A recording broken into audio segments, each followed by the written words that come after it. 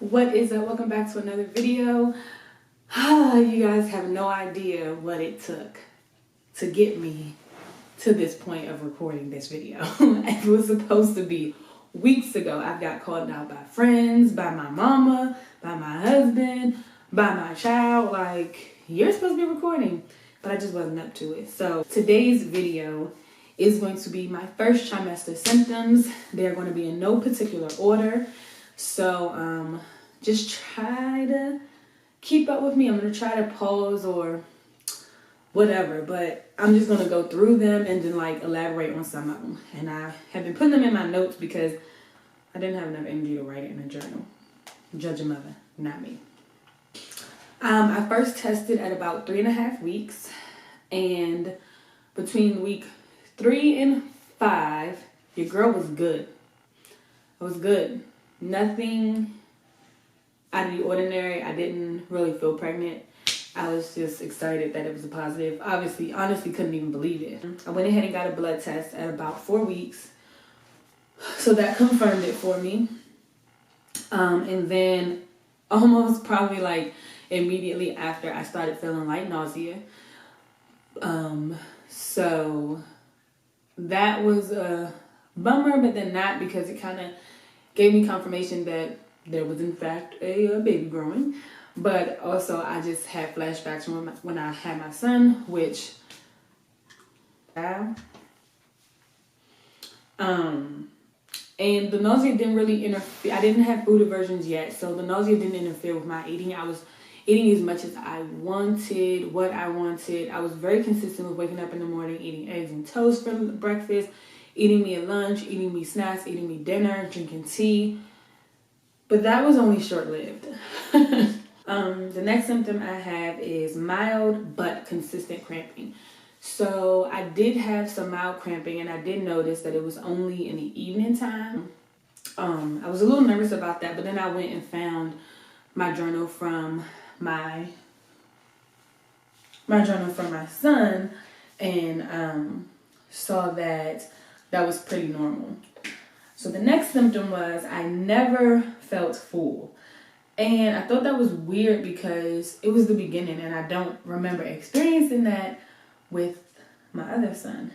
But I also felt like the nausea with him came out of nowhere and was ready to go.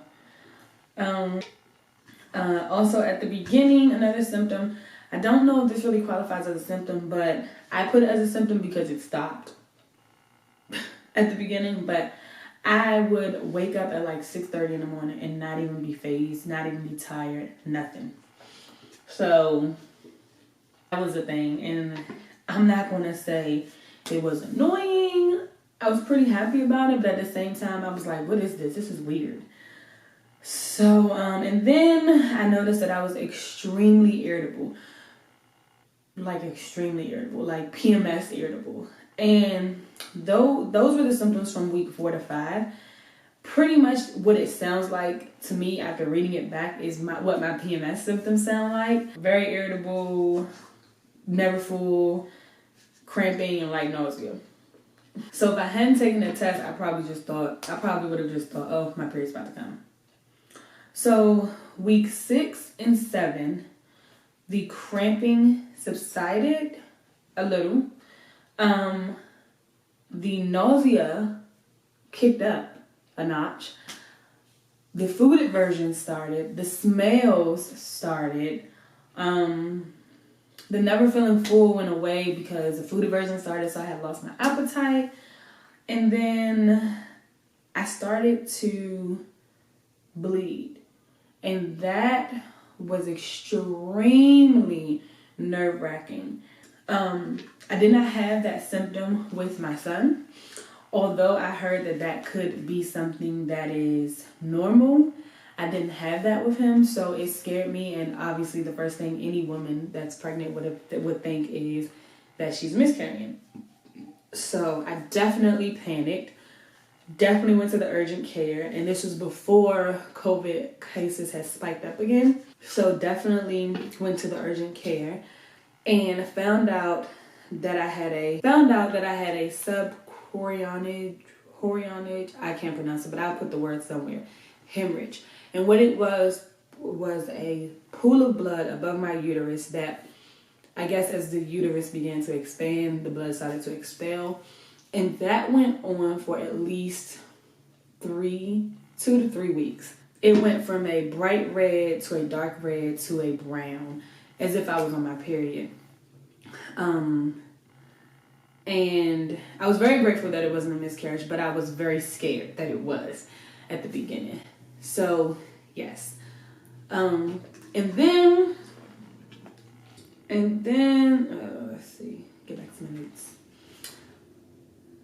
And then, so that was week 7, 8, and 9. Week 7, 8, and 9, the bleeding continued. The food aversions continued. The nausea continued. And the symptoms were pretty consistent then. Once I hit week 12, my nausea, the nauseousness pretty much went away. And I started, before it went away, so week 8, I started to get this bloating feeling, like right in my actual stomach, like not in my abdomen, but in my stomach. If anything I ate, drank, it just sat right here. And it was the most uncomfortable feeling ever. I had reached out to one of my favorite YouTubers and was like, yo, did you go through this? Because I watched her videos and I was just very curious because I remember hearing her say something about it. And she told me yes, and she was like, just try to do X, Y, and Z, which I appreciate her for responding back to me. But it was very uncomfortable. And that mixed with the nausea just wasn't it. So that's why I couldn't record, because I was in bed most of the time, literally. So once the nausea stopped, that continued. That symptom made it very difficult for me to eat and drink anything. I became severely dehydrated, and I was drinking watermelon water, which now I can't drink because it leaves a film in my mouth, which makes me throw up. Can't win. So all in all, by the end of my first trimester, the only symptom I had was the bloatness, like not being able to just eat what I wanted to eat, literally having to deal with this discomfort of this weird pain that I can't even really describe. So yeah, that's it. I don't think I'm missing anything, but if you have any questions about any of the symptoms, go ahead and comment below. Don't forget to like this video and subscribe. I promise y'all that I'm going to have more videos. I'm trying to record when I'm in good moods. Shout out to my best friend. She has her own business and her own brand. It's called Still Black, and I wanted to make sure that I wore this and repped her in my video. Hey girl, hey. But yes, check her out. I will have her website in my description so you guys can check her out. She has bomb sales also, so don't sleep on that, and she's very affordable. And you'll probably see me wear some of her stuff often in my videos because I be looking rough. If you have any questions, drop it in the comments. Any congratulations, drop it in the comments. Don't forget to like this video. I need some motivation, guys. So thanks for watching. And again, don't forget to comment below, like, and subscribe. Peace.